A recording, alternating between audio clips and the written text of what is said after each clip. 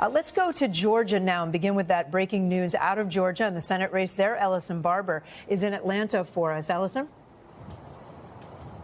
Hey, Kate, I went to bed last night with both campaigns telling me that they felt good and they thought that their candidate might be able to eke out a win.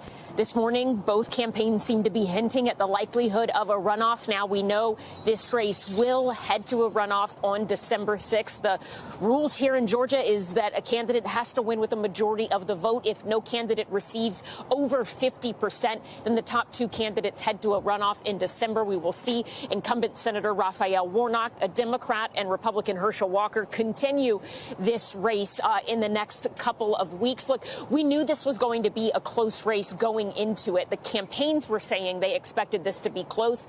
The polls showed this was going to be close. We were reporting that you should keep an eye out on split ticket voters, Republican-leaning voters who said they were going to support Republican Governor Brian Kemp, but then were either going to split their ticket in the Senate race or just weren't entirely sure what they were going to do. That seems to have been a factor here. The Libertarian candidate polling about 2% of the vote. When you compare Herschel Walker's totals in Republican strongholds next to Governor Kemp's returns, you see that Herschel Walker did underperform in quite a few Republican strongholds. And if you compare some of those numbers to Donald Trump in 2020, you look at a place like Chattooga County, Georgia. That's a very rural, very Republican county in northwest Georgia.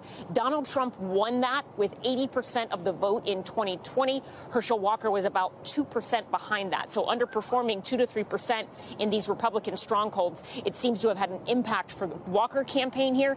And right now, we are going to be headed to a December runoff. Kate? All right, Ellison, thank you. Let's go to Chief White House correspondent Kristen Welker. She's at the White House. So, Kristen, this really does matter because now we've got a runoff and potentially it will really, really matter for control of the Senate.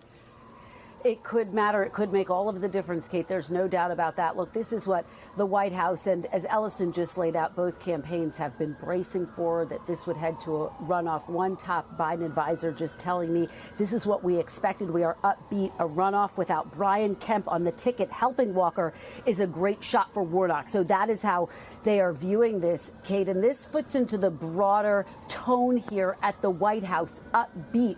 They were bracing for what they feared would be a red wave. That did not happen overnight. Now, of course, they are looking at smaller gains in the House by Republicans, a chance to hold on to the Senate. So they like their chances.